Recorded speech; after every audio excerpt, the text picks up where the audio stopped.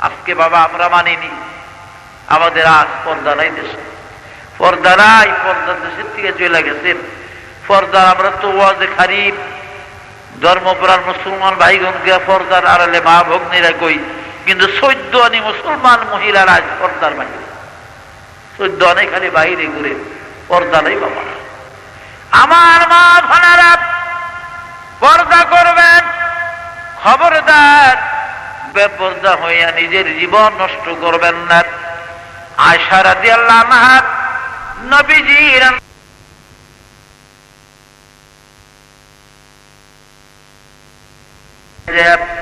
গভীর রজনীতে হুজুরের কবর জিয়ারতে যাইতেন বিবি আয়েশা, কিন্তু বোরকা ছাড়াই যাইতেন তিনি।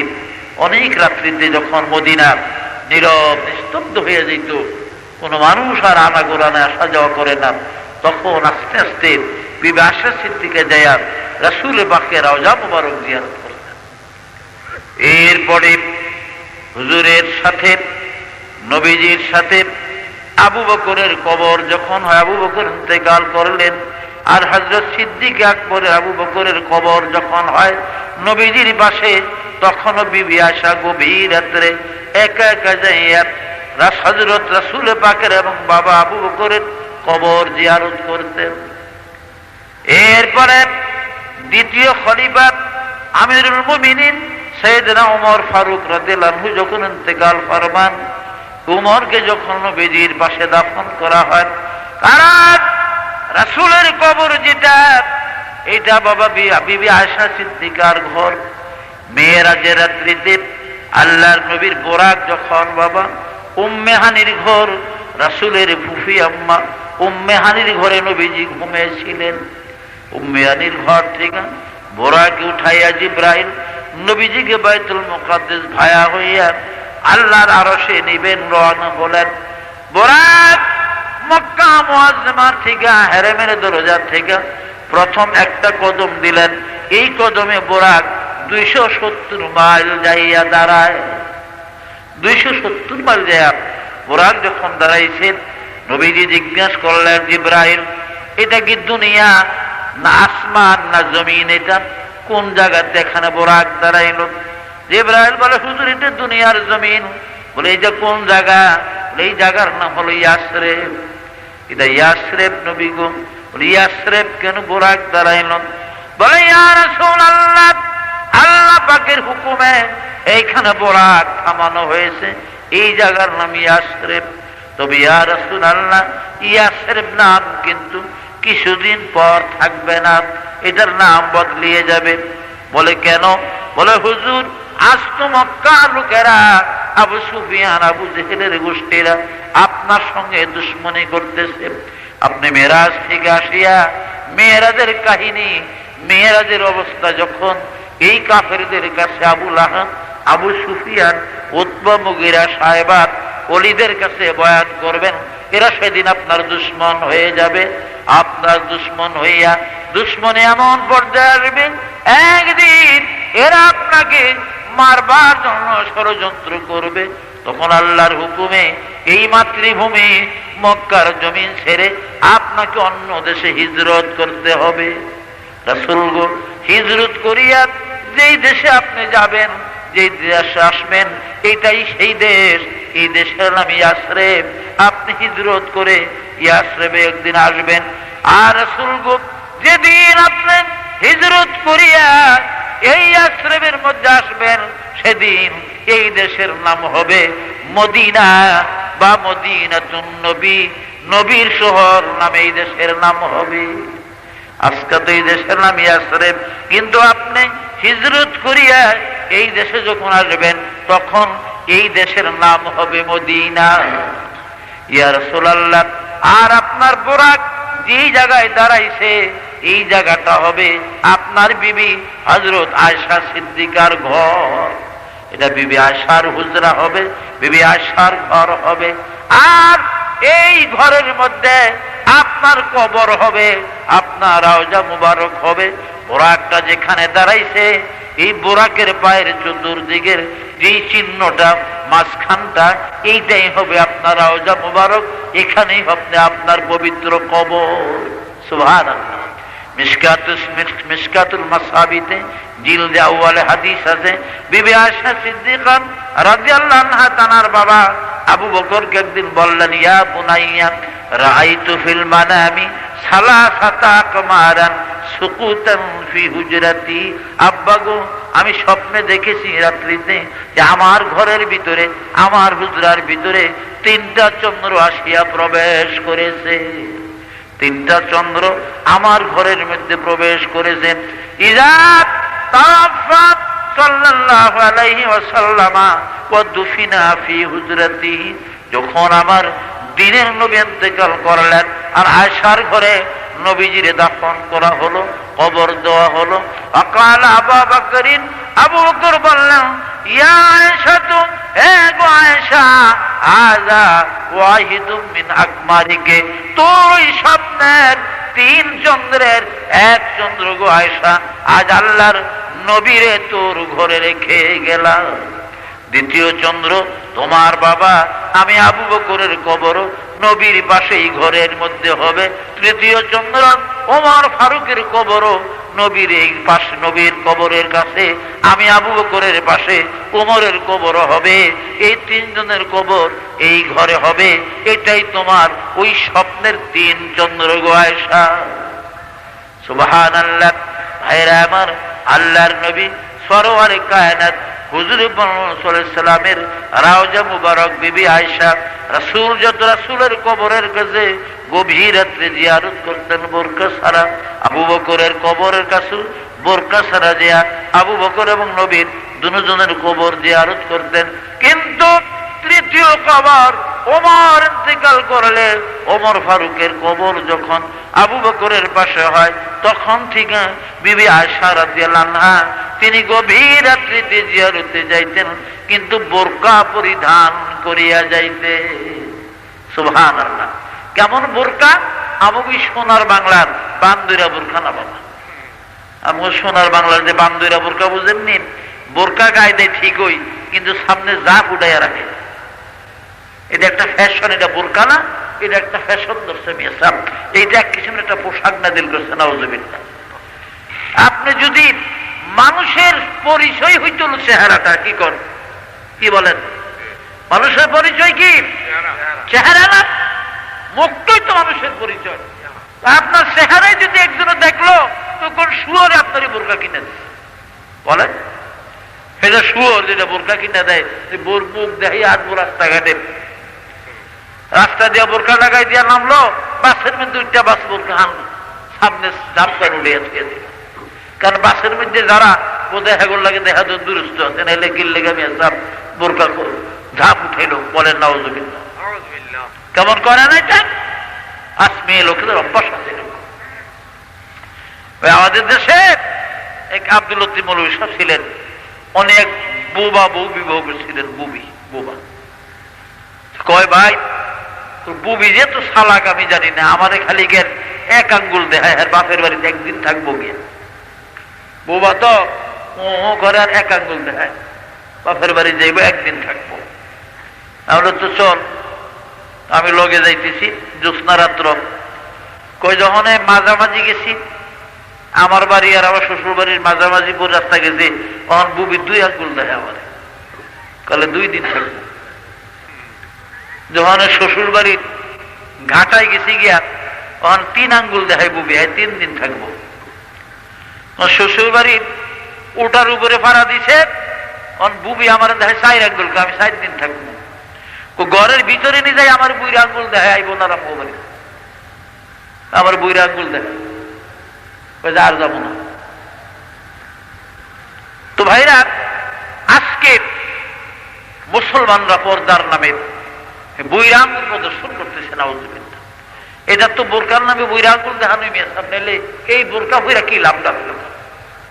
বোরকা পরা আমরা আমাদের যে পুরানো যুগের মহিলা যারা এখনো দেখবেন, তাদের একটা লম্বা বোরকা একবারে মাথা হইতে পাওয়া পর্যন্ত, সামনের ভিতরে দেওয়ার কোন ওই আপনাকে আবি যাবি নাই, আর 1 ঝালি 2 চোখের সামনে 2টা ছিদ্র, ঠিক না?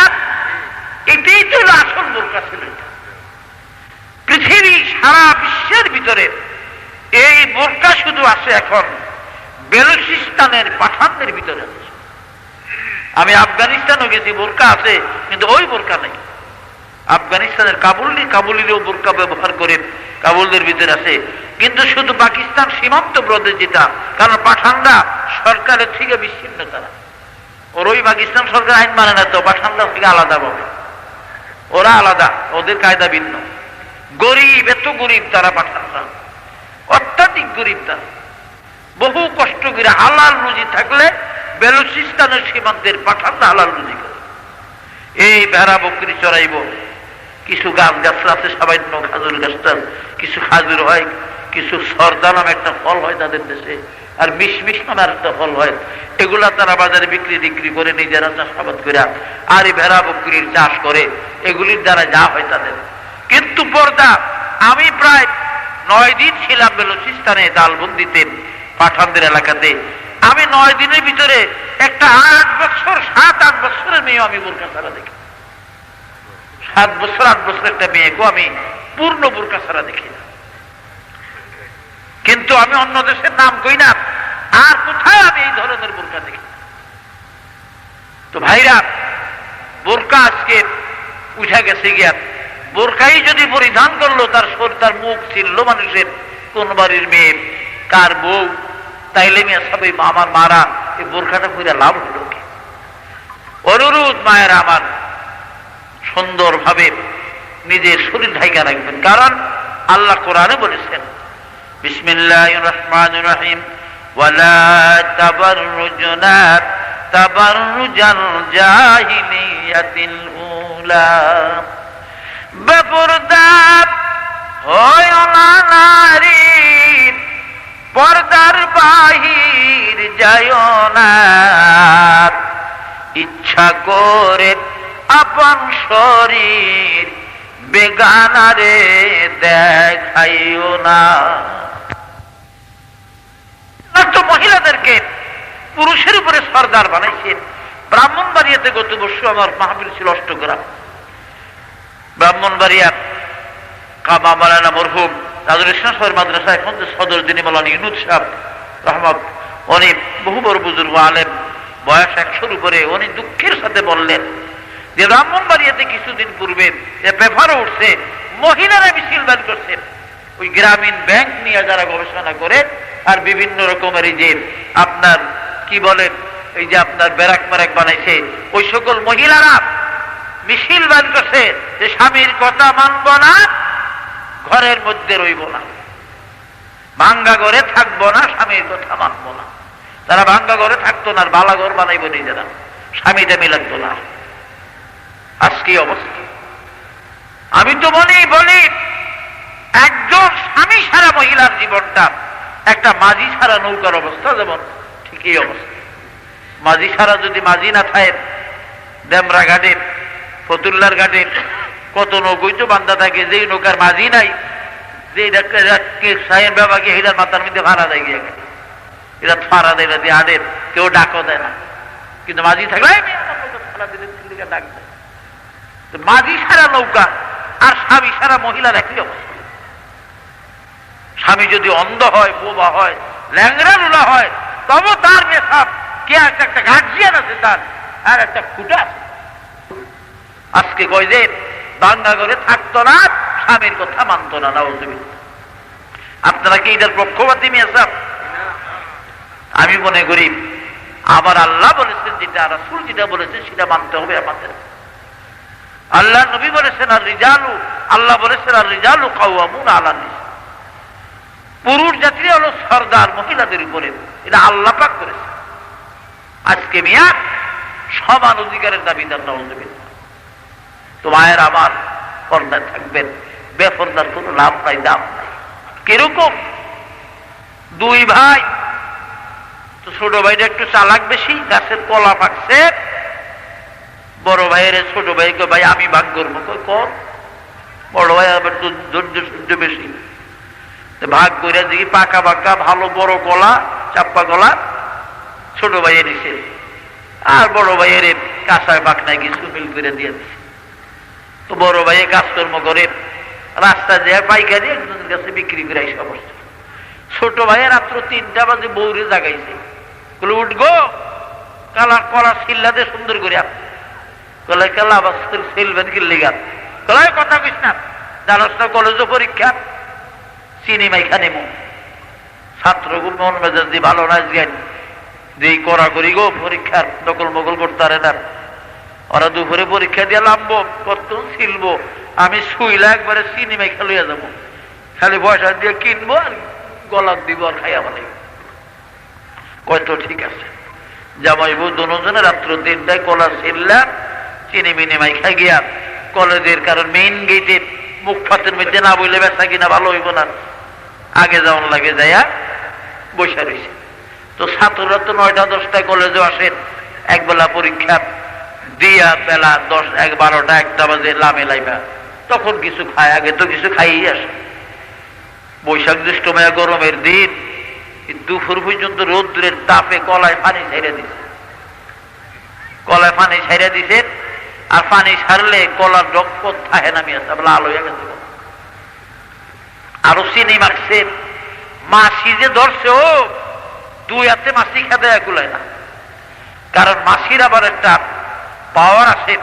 হযরত গাউসুল আজম আবু মুহাম্মদ মহিউদ্দিন আব্দুল কাদের জিলানী রাহমাতুল্লাহ আলাইহি মুজাব্বাব কিতাবের মধ্যে আছে যে মাছিকে আল্লাহ এমন ক্ষমতা দিছে 3 মাইল পর্যন্ত মাছির পাওয়ার, মাছির নিঃশ্বাসের পাওয়ার কয় মাইল?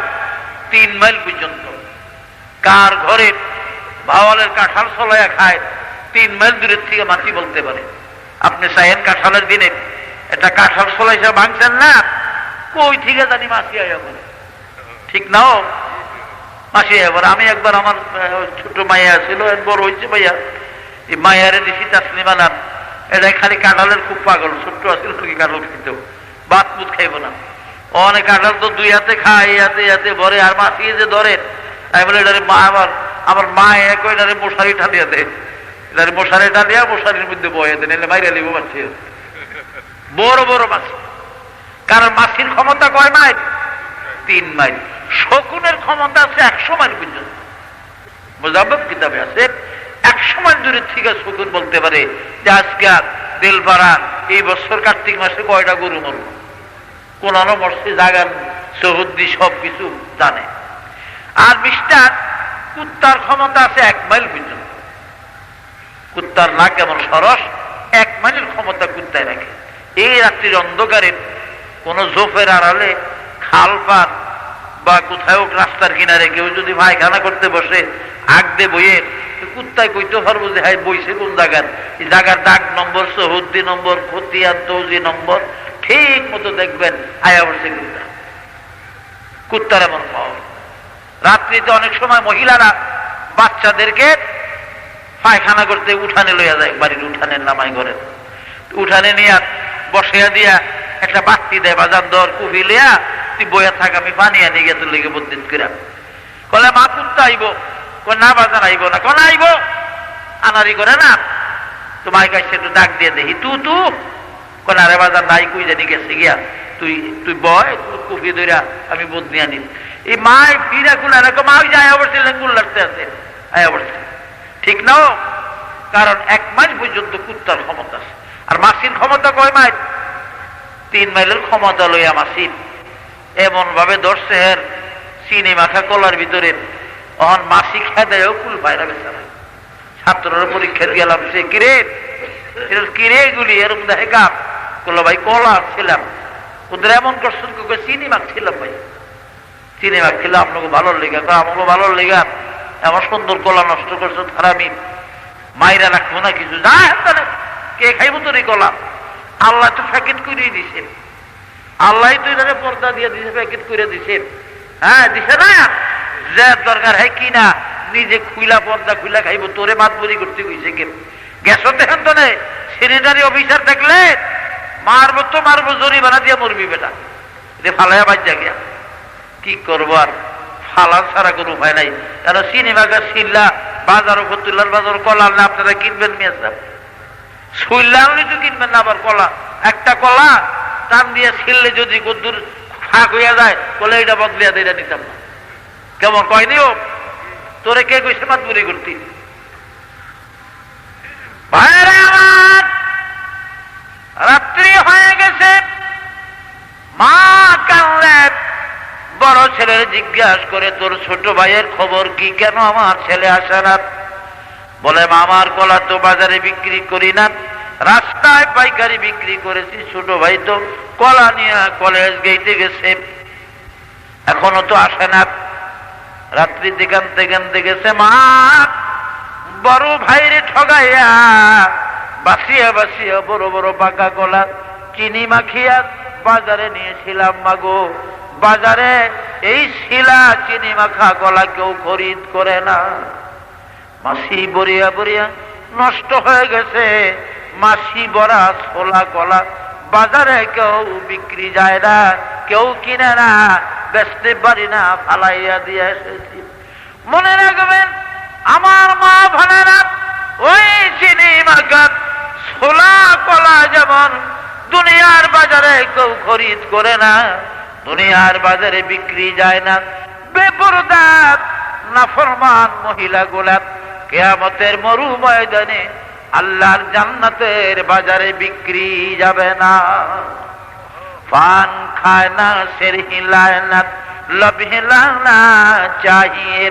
पान खाना सर हिलाना, लब हिलाना चाहिए। चलते वक्त आशिकों का दिल भुलाना चाहिए। चलते वक्त आशिकों का दिल भुलाना चाहिए।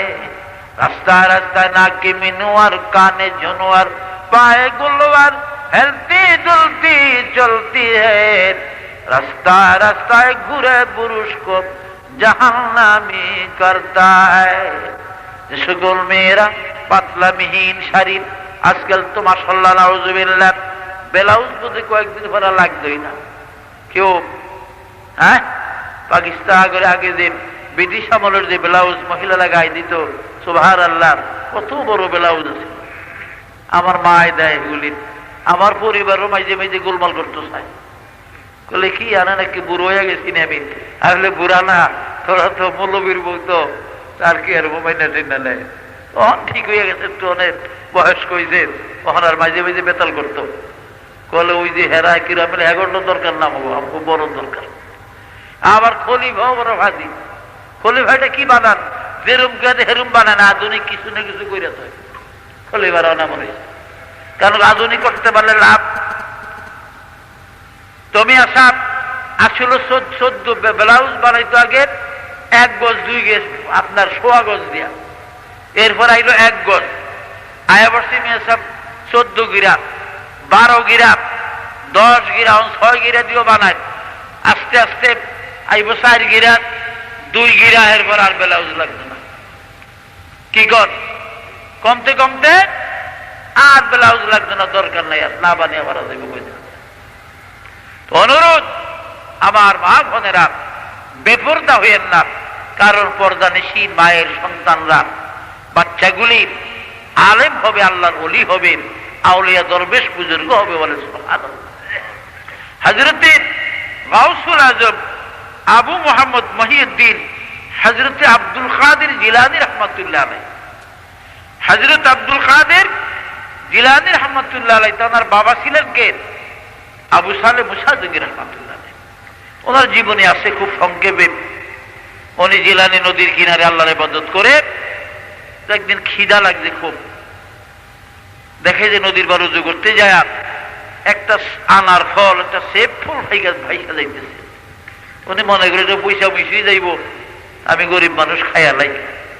এখন খাইয়া ভিতরে ধাক্কা দিছে, খেয়াল হলো যারে কাঠটা খাইলি আবু সালেহ, মালিকের খবর না লইয়া এটা কি হারাম হারাম হইল না হালাল হইল। এইবার দৌড় শুরু করছে নদীর কিনার দিয়ে, উজান যেদিক থেকে আইছে ওদিকে। অনেক দূর যাওয়ার পরে দেখে যে একটা নদীর বাড়ি, সুন্দর বাড়ি আছে, পাশে বাগান আছে, নদীর উপরে পাহারাদার লোক আছে। জিজ্ঞেস করলেন, বাবা এই বাগানের মালিক কে? বলে, দরবেশ আব্দুল্লাহ ইবনে সুয়াইমি বাগানের মালিক। আমি জিলানী গাউসুল আজমের নানা এবং তার বড় বিশ্ববের আব্বার কবর এবং তার নানার কবরও জিয়ারত করেছি। আর শেখ আহমদ জামি, তার কবর বাগদাদের তিবরিজি পাহাড়ের পাশে। শেখ আহমদ জামি রহমতুল্লাহর কবর হলো বাগদাদের তিবরিজি পাহাড়ের কাছে। এখানে 600 আউলিয়ার কবর আছে। 600 আউলিয়ার কবর তিবরিজি পাহাড়ের পশ্চিম এবং উত্তর পাশে আছে। দক্ষিণ দিকে কিন্তু তিবরিজি পাহাড়ের কাশ্মীর সাগর। কারণ এই পাহাড়টা অনেক উঁচা, প্রায় 4000 ফুট উঁচা জমিন থেকে তিবরিজি পাহাড়টা। তো জিজ্ঞাসা করলেন যে এটা কার বাড়ি? বলে আব্দুল্লাহ ইবনে সুয়াইবের। ওনার কাছে দিয়ে সালাম দিলেন, হুজুর আপনার কাছেই ফল হবে, আমি ক্ষুধার তাড়নায় খায়া বলেছিলাম, আমার হুজুর মাফ করে দেন। আশ্চর্য হলেন, এটা ভাষা ফল খাইয়া মাপ নিতে আইছে। আচ্ছা বাবা ঠিক আছে, তোমার এত তাড়াতাড়ি মাফ করুন যাইতো না, তুমি 1 বছর থাকবা আমার বাড়িতে, আমার এই বাগান দেখবা শুনবা, তারপরে তোমার মাফ করে দেব। মনে করলো যে আলহামদুলিল্লাহ তবু যদি মাপ পাই। 1 বছর পরে হুজুর করে না রে বাবু, পরের হক খাইছো না কইয়া এত তাড়াতাড়ি মাপ হয় না, আরো 1 বছর থাকা লাগবে। লইলেন আরো 1 বছর। বলে হুজুর এইবার?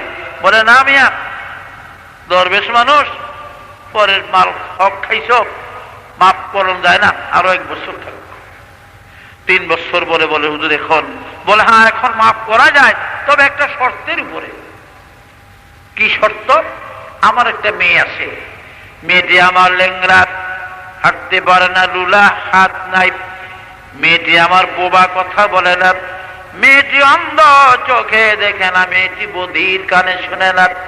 মেয়েটি আমার কালো, কুৎসিত, কোন সুন্দর না।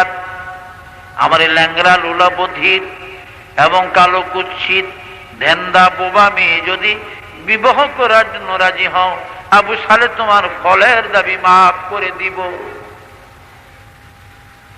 চিন্তা ভাবনা করে কয় ঠিক আছে, আর কি করবো, দেন হুজুর। আর চিন্তা করে বিবাহ হয়ে গেল। বিবাহ তো করলাম, এই ল্যাংরা, লুলাই, দেন্দা, বোবা বউলিয়া দেশ গেলেন, কি যে কইব মানুষে আমারে, আহা করলাম কি। বলে বাবা তুমি ঘরে বসো, তোমার স্ত্রী আসবে তোমার কাছে। চায়ের এসে দুয়ারের দিকে ক্যাম্পে আইব। আর কত তো কইতে পারবো না, একটু মুখটা থাকলো তো কইতো যে আমি এখানে আইছি গড়িয়া গড়িয়া, আমার নেন আইয়া। হাও তো পারতো না, চৌকো নাই যাইতে আইব, কিচ্ছুই তো নাই, কানও শুনতো না, করবো কি? হঠাৎ দেখে দরজার সামনে 1-2 কদম করে করে একটি সুন্দরী মহিলা। আল্লাহ দিলে দেশও যাইতে আছি, দেশও যাও গে। আমি আমার 3 বছর রইলাম, মায়া বিয়ে দিয়ে জামাই বানাইলাম, কইও তো যাইবা। বলে আপনার কাছে হুজুর কখন লাগে না, এমন ধোঁকাবাজের কাছে কখন লাগে না, আপনি এমন ধোঁকাবাজ। বলে কি কও? হইলে মিথ্যু কইবেন, নাহলে ধোঁকাবাজ, দুইটার একটা। হয়তো পরের মাইয়া সাজিয়া গুজিয়ে আনছেন, আপনি ধোঁকাবাজ। আর নাইলে আপনি যা কইছেন সব বিপরীত। মেয়ে যদি আপনার হয়ে থাকে তবে আপনি মিথ্যা কথা বলছেন। বলেন আরে আবু সালেম, আমি ধোঁকাবাজ না, আমি মিথ্যুক না, আমি যা বলেছি সব সত্য বলেছি। আমার উম্মুল খায়ের ফাতেমার বয়স যখন 7 বছরের হয়, তখন থেকে আমি তাকে পর্দার ভিতরে ঢুকে ভরেছি, পর্দা করেছি। আমার উম্মুল খায়ের ফাতেমা 7-এর পর হইতে এই চক্ষু দিয়ে আজ পর্যন্ত কোন বালেক বেগানা পুরুষকে দেখে নাই। জীবনের প্রথম স্বামী হিসাবে তোমাকে শুধু দেখলো, এই চোখ দিয়া কোনো বেগানা বালেক পুরুষ দেখে নাই। এই হাত দিয়া কোনো বেগানা পুরুষের জন্য বালেক হওয়ার পরে কিছু স্পর্শ করে নাই। জীবনের প্রথম আজকে আমার ফাতেমা শরবতের গ্লাস ফাঁকা হাতে নিয়েছে। আমার ফাতেমাই পায়ে হাঁটিয়া কোন বেগানা বালেক পুরুষের কাছে জীবনে যায় নাই, আজকে স্বামী হিসাবে তোমার কাছে আসছে। রে আবু সালেহ, ভুল বুঝিও না, আমার ফাতেমাকে নিয়ে যাও, তোমার জীবন বড় ধন্য হবে।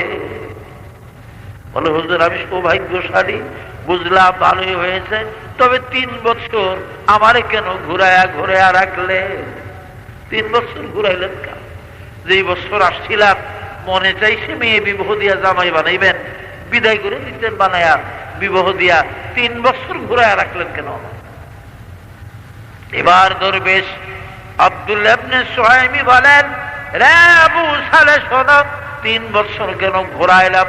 প্রথম বছর তুমি আসছো, আমার ফাতেমার বয়স মাত্র 9 বছর শেষ হইয়া 10-এ পড়েছে, কিন্তু আমার মেয়ে নাবালেগা। দেখলাম নাবালেগ মেয়ে বিবাহ দেওয়া যায় না, কারণ স্বামীর কদর বুঝবে না। এই জন্য অপেক্ষা করলাম 1 বছর, দেখলাম তা তো হয় না। অপেক্ষা করলাম 2 বছর, 3 বছর পরে আমার ফাতেমার বয়স এখন 12 বছর পুরা হয়েছে। আমার ফাতেমা এখন স্বামীর খেদমত বুঝবে। আবু সালেহ রে, এই জন্য আমি 3টি বছর তোমারে ঘুরাইয়া রাখছি। সুবহানাল্লাহ। ওই মেয়েটির পেটে জন্মগ্রহণ করেছিলেন পৃথিবীর আউলিয়াদের সরদার বাবারা, পৃথিবীর আউলিয়াদের সরদার গাউসুল আজম আবু মোহাম্মদ মহিউদ্দিন হযরতে আব্দুল কাদের জিলানী রাহমাতুল্লাহ আলাইহি। সুবহানাল্লাহ। যে আব্দুল কাদের জিলানীকে উস্তাদ শেখ সিরাজউদ্দিন আবু হাসুমরের কাছে পড়তে দিয়েছেন, মায় পাঠাইছেন মাত্র 600 দিনার হাতে দিয়া। 600 দিনার নিয়ে পাঠাইলেন, উস্তাদের কাছে আসলেন। আর আব্দুল কাদের জিলানী বলে, উস্তাদজি, আমার মা এই 600 দিনার আপনাকে হাদিয়া দিয়েছে, আপনি আল্লাহর কোরআন আমাকে শিক্ষা দিবেন, এই জন্য আজ কোরআন শিক্ষার প্রথম দিন আপনার কাছে আসলাম। আমার মা এই 600 দিনার দিয়েছে। 20 টাকায় একটা দিনার হয় বাবা, এরকম 600 দিনার। গাউসুল আজম বলে, উস্তাদজি গো, আমার আম্মা বলেছে এই 600 দিনারের বেশি আর একটি পয়সা মার কাছে আজকে নাই, বাবা বাড়িতেও নাই।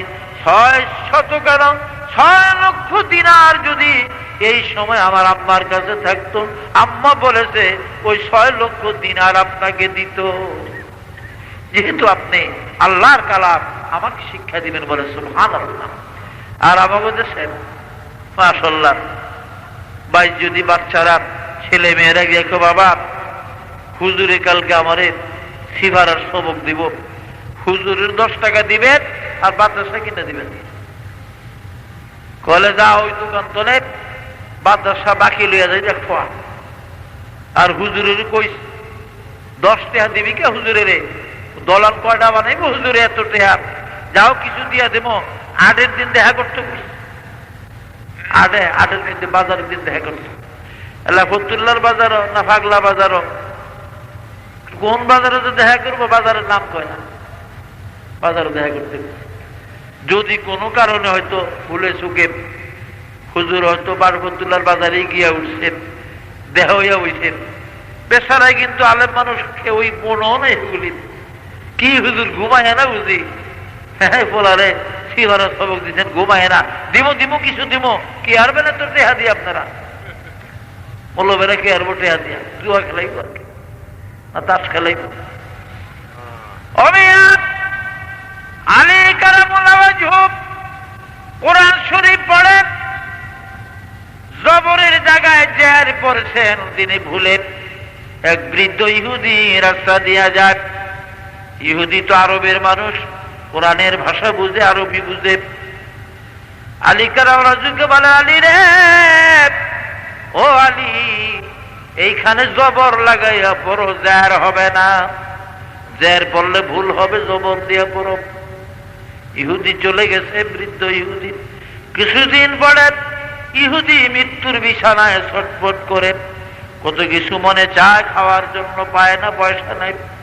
একটা নাবালিগ মেয়ে কাগজে লেখা দিলেন, মেয়েটারে পাঠাইলেন, আলী রে, আমি তোমার উস্তাদ, একদিন তুমি কোরআন শরীফ পড়ার কালে জেরের জায়গায় জবরের জায়গায় জের পড়ছিল, আমি বাতায়া দিছিলাম, রে আলী, আমি তোমার উস্তাদ, যদি পারো আমার মেয়েটার কাছে কিছু সাহায্য করো। আমি মৃত্যুর মুখে, মনে কত কিছু চাই কিন্তু পাই না, টাকার জন্য পারি না।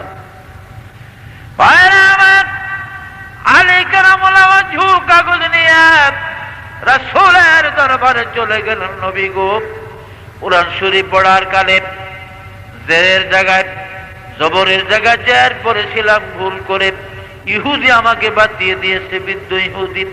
এখন তার এই মেয়েকে পাঠাইছে কিছু সাহায্যের জন্য। এই লোকটি আমার কেমন উস্তাদ হবে, কি সাহায্য করতে পারি তাকে, আমি তো গরিব মানুষ। আল্লাহর নবী বলেন, আলী রে, ওই ইহুদি এমন উস্তাদ তোমার, আল্লাহ পাক তোমাকে যেই শক্তি দান করেছে রে আলী, এই শক্তি দিয়া যদি তুমি পশ্চিম দিকে একটা তীর মারো যত দূর যাবে, পূব দিকে তীর মারলে যত দূর যাবে, উত্তরে দক্ষিণে মারলে যত দূর যাবে, আর একটা তীর উপরের দিকে যদি জোর করে মেরে দাও যত উপরে উঠবে, এর মাঝখানের খালি জায়গাটা সোনা রূপা হীরা মণি মুক্তা দিয়া বোঝাই করে যদি ইহুদি উস্তাদের পায়ে ঢেলে দাও, তবু আলী রে একটা জবরের হক আদায় হবে না। সুবহানাল্লাহ। উস্তাদের কদর আজকে নাই বাবা। বড় দেখা গেছে ছেলে পেলে যদি উস্তাদেরা মারে, দু একটা বাড়ি বুড়ি দিল বেতের দিয়া, এমনও বাপ আছে এই মুন্সিগঞ্জ দক্ষিণ ইসলামপুর মসজিদে আমাদের দেশের এক হাবেজ সাহেব দাদুন মিয়া নামে একটা ছেলে, ছেলেটা এখন জাপান আছে। ছেলেটা কিন্তু ভালো, আমরা শুনছি পরে এই ছেলে বিয়ে পাস করার পরে চাঁদপুর গেছে সে হাবেজ সাহেবের কাছে, হাবেজ হাবিবুর রহমানের কাছে, আমাদের চাঁদপুর আব্দ মসজিদের ইমাম। করছিল কি, বাপের কাছ থেকে কইছিল যে উস্তাদ আমার মারছে, দুদু মিয়া করে পোলার বাপের নাম দৌড়িয়া বাড়ির থেকে একবারে আইসে হাবেজ সাহেব বাইরে আপনার গেটিতে সিধা ভালো করলাম না, আমার পোলারে আপনি মারলেন। হাবেজ সাহেব খুব পাজি মার্কা ছিল, খুব শক্তি আর খুব অল্প বয়স আছিল। কলে আয় হাসে হাই গিয়ে মসজিদে উঠছে আর দৌড়ে একটা আছাড় মারছিল হাবেজ সাহেব। আর আলেম তো, আলেমরা লাগে না দিকে মনে করছেন এই যে মুরগি খাওয়ানি যায় কই, অর্থাৎ আমাকে কিলাকিলি করার অভ্যাস নেই। কিন্তু যেদিন মৌলবীরা যেদিন ইনশাল্লাহ আল্লাহ রাসূলের পক্ষ থেকে যেদিন ইসলামী জোট নিয়ে খেপবে, সেদিন আগ্নেয়গিরি হয়ে যাবে। বলেন সুবহানাল্লাহ। বিশ্বাস করেন না এটা আমি আসলাম? ইমান এক জিনিস, ইমানের বলি ইমানের শক্তি বলে সাংঘাতিক। আলী কারামাল্লাহু ওয়াজহু, আলী রাদিয়াল্লাহু আনহু খায়বরের যুদ্ধে তিনি 4 নম্বরের ঢাল নাই, 3টা ঢাল ভাঙছেন। এরপরে কামুস কিল্লার কপাট ভাঙ্গা ঢাল বানাইছিলেন, যেটার ওজন ছিল 800 মন। বলেন সুবহানাল্লাহ। এরপরে এটা রাস্তা পড়ে রয়েছে, 40 জনে টানে উঠে না। হযরত আলী কই কি আমি এটার বাতাসটি ঘুরাইলাম, হযরত আলীও টান দিয়ে কোন ওলাটতে পারে না। বলেন সুবহানাল্লাহ। আলী কারামুল্লাহ যে 800 মন ওজনের, এখানে আলেম রাখেন কামুস কিল্লার কপাট ঢাল বানিয়ে যুদ্ধ করছে, উনি নিজে সেই কপাটের একটা কোনা উঠাইতে পারে না। বলেন সুবহানাল্লাহ। কারণ আল্লাহর নামে যখন নামে মুসলমান মোমেনরা, তখন শক্তি কে দেয়? আল্লাহর কুদরতি শক্তি থাকে। বলেন সুবহানাল্লাহ। হাবেজ হাবিবুর রহমান এই দুদুমিয়ার একটা গরুর ব্যবসা করে লোকটা এমন একটা আছাড় দিছিল, এই বইরা আর উঠতে পারে না। হেসে মাত গোরাইসা উল্টা তারই ধমকিয়া টমকিয়া হাবেজ সাহেবের দিকে মাপ সাপলো হয়েছে। আমি শুনছি পরে দাদুন মিয়ার বিয়ে বাস করার করে হাবেজ সাহেবের বাড়ি দিয়েছে। হাবেজ সাহেব হেরে আছাড় দিয়া কাটি কুটি লিয়ে গেছে, খুব দিদার আর খায় নাই। এই দাদুন মিয়া নিজে যাইয়া হুজুর আমার হুজুর আপনি দোয়া করে দেন, আমি ওই জাপান যাওয়ার আগে মাফ করে দিয়েন, আমার বাবা অন্যায় করছে, বাবারে মাফ করে দিয়েন। ছেলেটা ভালো, কিন্তু ছেলেটা খুব ভালো না, কি কর নেলে আবার উস্তাদের বিছিয়ে লিখে গিয়া। এই জন্য বলছি বাবারা যে গাউসুল আজমের আম্মা 600 দিনার উস্তাদের হাতে দিছে দেওয়ার জন্য। আর বলছে বাবা কই, আমার কাছে যদি 6 লাখ দিনারও থাকতো আমি আজকে দিতাম। বলেন সুবহানাল্লাহ। ভাই আমার উস্তাদ শেখ সিরাজউদ্দিন আবু হাফস ওমর, যে হাফসির রওয়ায়েতে আমরা কোরআনে পাক পড়ে থাকি, হযরত বাগদাদের খলিফা বাদশাহ হারুন রশিদের মাজারের কাছে জামিয়াতুল হালালের মধ্যে তার কবর আমি জিয়ারত করেছি। উস্তাদ শেখ সিরাজউদ্দিন আবু হাফস ওমর সবক দিলেন, বাবা আব্দুল কাদের পড়ো, আউযু বিল্লাহি মিনাশ শাইতানির রাজিম, বিসমিল্লাহির রহমানির রহিম। আজকে এতটুকু সবক দিলাম তোমাদের। সবক দিছে গাউসুল আজম পড়তেছে যে বাবা সূরা ফাতিহা আলহামদুলিল্লাহ ধরে সূরা ফাতিহা শেষ, আলিফ লাম মিম পড়তে পড়তে বাবা রাত সায়া কুলুব তিলকা রুসুল ওয়াল মুসাব নাসা, তারপরে গিয়া লান্তানা ওয়াল মুসানা, এইভাবে আস্তে আস্তে পড়তে পড়তে একবার দুই পারা 18 পারা পর্যন্ত বললেন। বলেন সুবহানাল্লাহ। 18 পারা পর্যন্ত বইরা এবার উস্তাদে উজু গরম ছিল, উস্তাদে হত বইয়ে রয়েছে কারবার ঘিরে, আরে ফোলারে দিলাম কি আর ফোলায় করে কি, উস্তাদ বৈশা ঝেমতেছে। 18 পারা বই এখন আর পড়ে না। উস্তাদ উঠে আসে, টান দিয়া কোলে নিলেন 4 বছরের আব্দুল কাদের জিলানী। উস্তাদ জীবনে বাবা আব্দুল কাদের আমি আউযু বিসমিল্লাহ সবক দিয়া বাহিরে গেলাম বাবা ইস্তেনজা। এই 18 পারা তুই মুখস্থ পড়লাম, একটা লোকমা পড়ে না, একটা জের জবর ভুল হয় না, একটা জজম জারের ভুল হয় না, কোন রকমে কোথায় কোনো ভুল খামতি নাই। তার তিলের সাথে এত সুন্দর করে 18 পারা কেমন করে শিখলাম, কোথায় শিখলা, কেমবে তুমি বললা বাবা, আমি তো কিছু বুঝি না। গাউসুল আজম বলে, উস্তাদ জি আমার মা উম্মুল খায়ের ফাতেমা 18 পারার হাফেজা, আমার মার 18 পারা মুখস্থ। আমার মায়ের পেটে যখন ছিলাম গো হুজুর, আমাকে পেটে গড়িয়ে গড়িয়া গড়িয়া আমার মা কোরআন শরীফ পড়তো, আমি আমার মায়ের পেটে থাইকা থাইকা শুনতাম। আমি ভূমিষ্ঠ হওয়ার পরে আমার মা রাত্রে যখন বিছানায় ঘুমাইতো, মায়ের ডান দিকের দুধ আমার মুখে লাগায়া আমার 9 পারা কোরআন শরীফ পড়তেন, আবার বাম দিকের দুধ আমার মুখে দিয়া 9 পারা কোরআন শরীফ পড়তেন। হুজুর আমি মায়ের দুধ পান করতে করতে এই 18 পারা মুখস্থ করেছি। আজ আমার মা বোনেরা, আপনি যদি পর্দায় থাকেন, আলেম হবে, হাফেজ হবে, ওলি হবে, কুতুব দরবেশ হবে, আপনার সন্তান নামাজি হবে, আপনারে মা বলে ভক্তি করবে, শ্রদ্ধা করবে।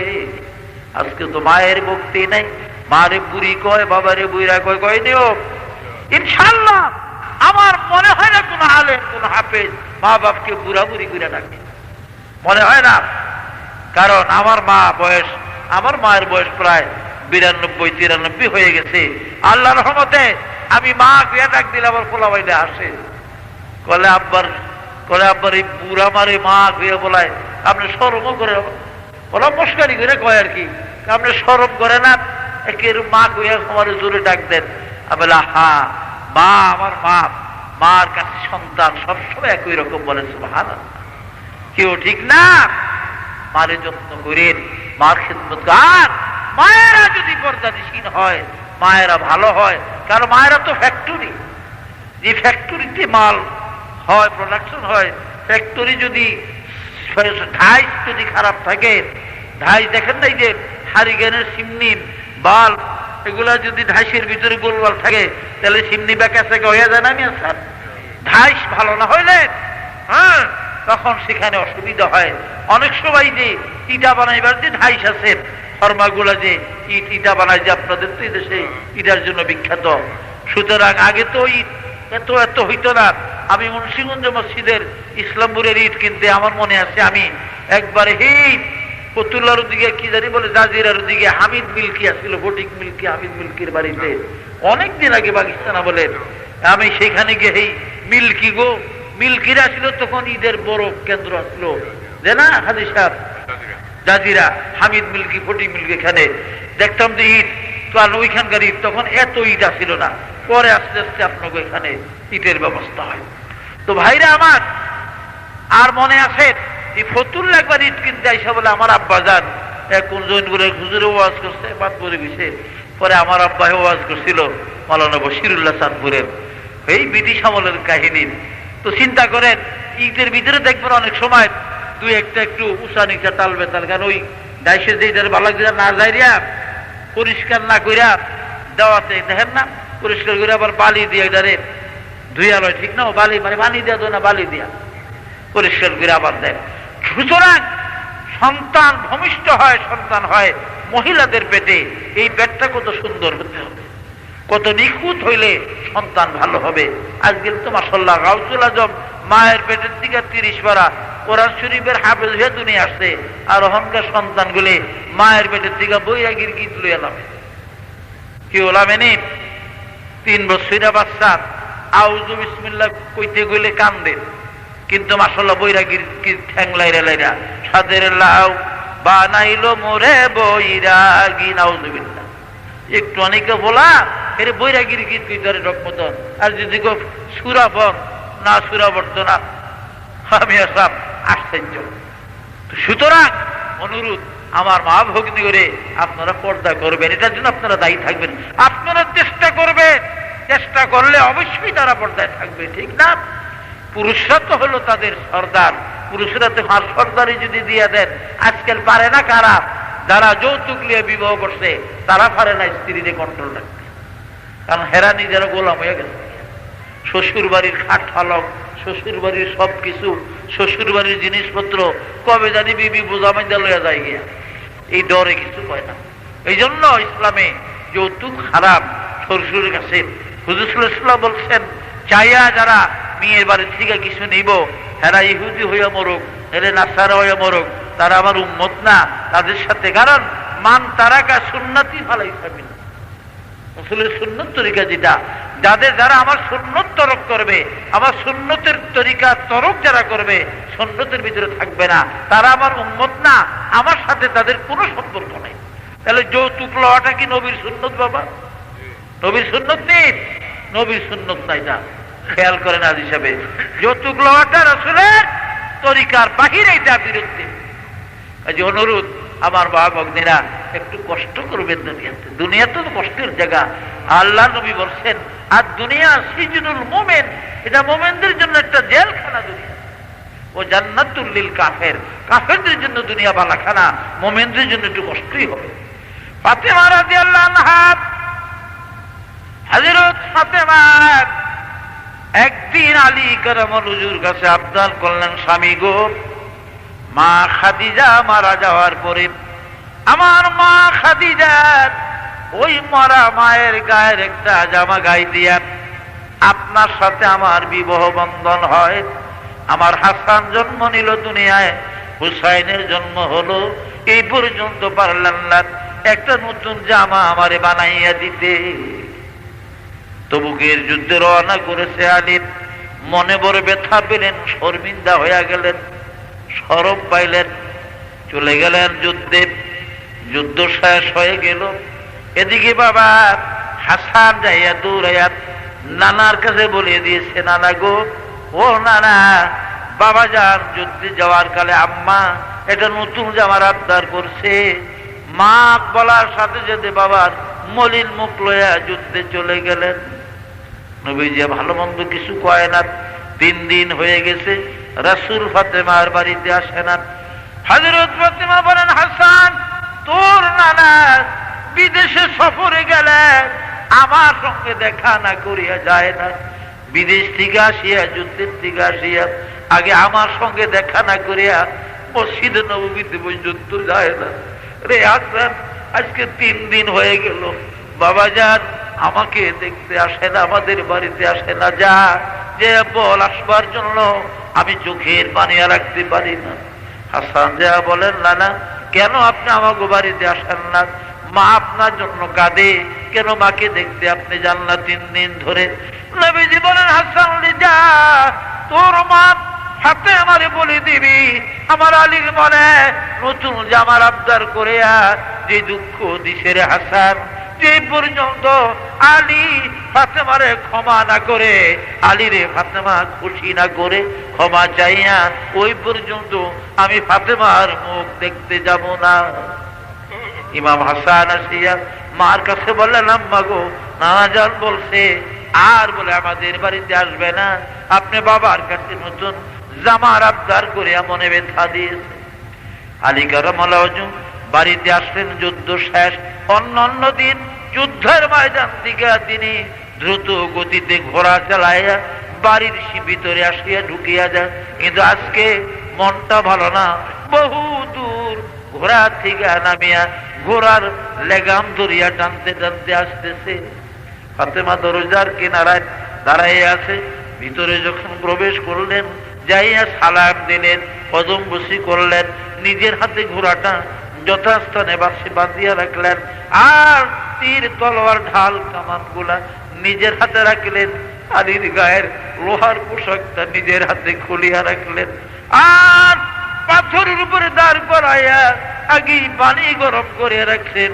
হযরত আলীর ওযু করাইয়া হাত পাও ধুইয়া নিজের মাথার চুল দিয়া পাও হাত মুছাইয়া এবার দোনো কদম জড়াইয়া ধরলেন। স্বামী গো, বুঝতে পারি না, ভুল করেছি, নতুন জামার আবদার করিয়া আপনার মনে ব্যথা দিয়েছি গো স্বামী, যার কারণে আমার বাবা দিনের নবী আজকে 3 দিন আমার বাড়িতে আসে না, আমার সঙ্গে বাবা দেখা করতে আসে না। স্বামী মাফ করে দেন, ক্ষমা করে দেন গো স্বামী, জীবনে আর কোনদিন এমন ভুল আমি করব না। মাফ যদি না করেন কদম ছাড়বো না, মরে যাব তবু কদম ছাড়বো না। আলী করমুল মন সন্তুষ্ট হয়ে গেলেন, তিনি চোখের পানি ছেড়ে দিলেন। ফাতেমা গো যাও, আমি তোমারে ক্ষমা করে দিলাম, আমার মনে আর কোনো দুঃখ নাই। ইমাম হাসান দৌড়াইয়া নানার কাছে যা বলে, নানা যান এবার তো আসবেন আমাদের বাড়িতে, আজকে বাবার কাছে মা ক্ষমা চেয়েছে, বাবা যান মাকে হাসি মুখে ক্ষমা করে দিয়েছে। আল্লাহর নবী ফাতেমার বাড়িতে আসলেন আর বলেন, ফাতেমা গো, কসম আল্লাহর, যদি গো আলীরে বেজার রাখিয়া আলীর মনে দুঃখ দিয়া গো এই অবস্থার মধ্যে ফাতেমা তুই মরিয়া যাইতি, কসম আল্লাহর আমি রাসূল তোর জানাজা পড়তাম না। অনুরোধ করছি মা বোনেরা, স্বামীর খেদমত করবেন, স্বামীর পায়ের নিচে মেয়েদের জান্নাত। আল্লাহর নবী বলেন, মানুষের যদি মানুষের সিজদা করা জায়েজ থাকতো, আমি হুকুম করতাম মেয়েরা যেন তার আপন আপন স্বামীদেরকে সিজদা করে। সুতরাং আমি সিজদার পাত্র। আজকে ব্রাহ্মণবাড়িয়াতে মিছিল, এই দেশে যে হবে না, হ্যাঁ, গ্রামীণ ব্যাংকে মেয়েরা লেনদেন করে টাকা পয়সা রাখে আর মিছিল করে, হ্যাঁ, স্বামীর কথা মানবো না, ভাঙ্গা করে থাকবো না, নাউযুবিল্লাহ। আর যত জিনা ব্যভিচার চলতেছে বলে নাউযুবিল্লাহ, এই ব্যারাকের নামে, গ্রামীণ ব্যাংকের নামে জিনা ব্যভিচার অপকর্ম হইতেছে, জায়গায় জায়গায় তার সংবাদ আছে। অনুরোধ, এগুলো ঠিক আপনারা আল্লাহর কাছে পানা চান, এগুলো ঠিক। আপনারা যদি মেয়েদেরকে পর্দা করেন তাহলে এগুলোর কাছে যাবে তারা কি যাইতে পারবে? যাইতে পারবে না। স্বামীরা যদি পর্দা রাখে, কন্ট্রোলিং পাওয়ার থাকে, তাহলে মেয়েরা যেতে পারে না। পারেন না কেন বাবা? হযরত সুলাইমান নবীর জামানায় এক লোকে সুলাইমান আসলামের কাছে বলে যে, হুজুর আপনি আমারে এই যে পশু পাখিদের কথা ভাষা তো আপনি বুঝেন, আমিও যেন বুঝি, এই জন্য আমার একটু দোয়া করে দেন।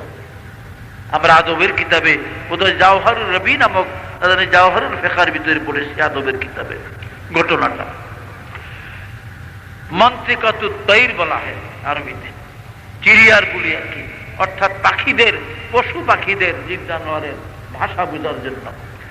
তো সুলাইমান নবী দোয়া করে দিলেন, এখন সে সব বুঝে, গরুর কি কয় বুঝে, ছাগলে কি কয় বুঝে, পাখিরা কিন্তু কিসকিস করে সব বুঝে। তো তারা ছিল কতগুলি মুরগি টুরগি ছিল বাড়িতে, মোরগ মুরগির, একটা গরু আছিল, গাধা ছিল, একটা গাধা একটা গরু। তো গরু দিয়ে তো তার সারাদিন হাল চাষ করে, তো গাধা গরু একখানেই থাকে। গরু গাধা গরুরে জিগায়, বাইরে তোর বুঝি খুব কষ্ট হয় মরিলের হাল চাষ করতে? কল হ ভাই, কষ্ট হয়, কি করবো, কষ্ট হইলেই করবো কি, আমি গরু হয়েছি, হাল তো আমার দিয়ে চইব করে। তো একটা বুদ্ধি দিয়া ভিতরে মনে শুয়ে রয়েছে, স্ত্রীও কাছে শোয়া, পাশে দিয়ে গরুর ঘর। তাহলে কই কি বুদ্ধি? করে কালকে তো তোরা হাল শুইতে নেওয়ার আগে কিছু খাওয়ান দিব না মনিবে, ফ্যান ফানি ঘাস ফাস দিব। বলে হ, কচি ঘাস খাইস না, পেটটা ফুলেয়া হইয়া থাইস, ঘাস না খাইলে মনিব মনে করুন তোর অসুখ হয়েছে, তোর আর হালে নিত না। কলে হ ভাই একটা বুদ্ধির কথা কইছ, এটা কিতাবের আমরা আদবের কিতাবে বলেছি। কলে ঠিক আছে তাইলে। পরদিন সকালে মনিব তো শুনছে, মালিকে সবই শুনছে, যাইয়া গরুর ঘাস দিছে, বানিয়ে দিছে, খায় না। খায় না দিকে কলে কাম কর, ঘোড়াটা লইয়া যা, ঘোড়াটা দিয়ে আলো সহজ যা, চাকরের ঘোড়াটারে আলো জুড়ে দে। কারণ বুদ্ধি দিছে কে? ঘোড়ায় দিছে না বুদ্ধি, মানে গাধা আর কি, গাধার হেমার লেখছে কিতাবে, মানে গাধায় দিছে বুদ্ধিটা। তাহলে গাধাটারে নিয়ে আলো সোজা ওরে আলো লাগিয়ে দে, গরুটার অসুখ। গাধায় আর কি আসবো, গাধায় তো নতুন মানুষ, তো আলো হয় না কোনো সময়, খুব কষ্ট হয়েছে গাধা। হ্যাঁ নতুন মানুষ হয় তো আর আলো যায় না, গরু তো আগের অভ্যাস আছে। তাহলে গাধায় বহুত কষ্ট হয়েছে, বহুত কষ্টে শুয়ে আমি আইসে বেড়াতে হইয়া আয়া গরুর কাছে হুইছে রাত্রে। গরু জিগায় গাধারে যে ভাই খুব কষ্ট হয়েছে তোর বুঝিয়া জিয়ার। কল হ ভাই আমি তো গাধা, আইজো গাধা খাইলো, গাধা কষ্ট হয়েছে হইব, অন্তর চিন্তায় তো আমার কান্দ নাই। কি আমার কি চিন্তা? কলে মনি শুনলাম আলোচনা করে যে তোর দিয়ে যখন আলোচনা যাইব না, আর কালকে বোধ তোর জবা করে গোস্ত বাটি করে খাইয়া লাগব, বাট করিয়া 40টা না কটা ভাগ করবো বলে, তোর গোস্ত ভাগ করবো জবা করিয়া। কলে কি কোচ ভাই না আমার জবা করিয়া লাগব? কলে হ, আমি কেমন করতাম বুদ্ধি দে? কলে একটা বুদ্ধি আছে মনিবে, কালকেও ঘাস দিব তোরে, ঘাস পানি আইনা দিব তোর সামনে, যদি দেখো না খাতে জবা করিয়া লাগব 40 ভাগে। কলে তো ভাই তোর কতই ঠিক। কেন কি করতো? কলে তাহলে ঘাস খাইস কালকে সকালকে তো দিরা, ঘাস না খেলে আর বাঁচতি না। এটা যখন কইছে মনিবে নিজে একটু হিহি করে হাইসা দিছে, হিহি করে হাসছে। স্ত্রী তো কাছে কয় হাসলেন কি লেগে আপনার? কে লেগে হাসলেন? কলে আমার মনে কইছে আসছি। কয় না এটা হইতে পারে না, আপনি আমার লাগে কোনো কথা না পারছেন না, চুপচাপ হইয়া রয়েছেন, আমার ঘরে ঘুমে ধরে আইছিল, আপনি হাসলেন কি লেগা? আমি দুইটা বুঝবো। হেলে বলে কি হইলে বুঝবো? আপনি পাগল হইয়া গেছেন, আনেলে আরেকখানে জানি বিয়া করে কোন বউ থিয়েছেন, সেই বউর কথা মনে উঠছে। মেয়ে লোকের আবার অভ্যাস আছে, স্বামী যদি শনিবারে বাইতে গিয়া না আইয়ে রবিবারে আইয়ে এই বুদ্ধি বেশি বেশি খেয়াল করে কোনটা জানেন না জানে আই বিয়া করছে। এরা মেয়ে লোকের একটা অভ্যাস, ঠিক নাও? রবিবারে বাইতাইব আইয়া না, সোমবার হয় মঙ্গলবার হয়, এরকম আর কিছু না। কবে জানি বিয়া করে থিসে লিগা বাইতে এনো গেছে গিয়া। এটা মেয়ে লোকের একটা আদত, শয়তানে মেয়ে লোকের। কইলে বুঝবো আপনি পাগল, আর নেলে বিয়া করছেন আরেকটা, এই বউ বোধহয় যাইতে পারেন না, মনে উঠছে, এর লিগে হাসলে না। আরে ভারী বিপদ না, কোন এটা কম লাগবো আমার কাছে। কই দেখ আমি যদি কই কি লিগে হাসছি, আমি মইরা যাবো। আবার সুলাইমান নবী কইছে তুই যে এই যে সুরিয়ার পশু পাখির কথা বুঝোস, এটা যদি বলস কারো কাছে তাহলে মইরা যাবি, কারো জানাবি না, এটা তুই জানোস। আমি কই বলে মইরা যাবি কি? আপনার লিগে কি হলো? তবে আমার কাছে কইতি তখন তোর কম দেয় না, তাহলে কালকে আত্মীয় স্বজন আছে, দাওয়াত দিয়া গো খাওয়াইয়া টাওয়াইয়া পরে তোর কাছে গইয়া মইরা যাবো। বলে ঠিক আছে, তবে আমি হুনর লাগবো, আপনি মইরা যান। আত্মীয় স্বজন এসে দাওয়াত দিছে, হাঁস মুরগি জবা টবা করছে, মাছ টাছ খাওয়ান খুব ভালো। এর ভিতরে গাদাও কান্দে, গরুও কান্দে আছে মনিবের দিকে। কারণ মনিব মরিয়া দিব, ওরা বুঝে তো গরুর চোখের পানি পরে, গাধার চোখের পানি পরে। মনে আরে আমার মনিবে যে আমাকে ভাষা বুঝে, এটা কইলেই তোর মনিবে মরিয়া দিব গিয়া।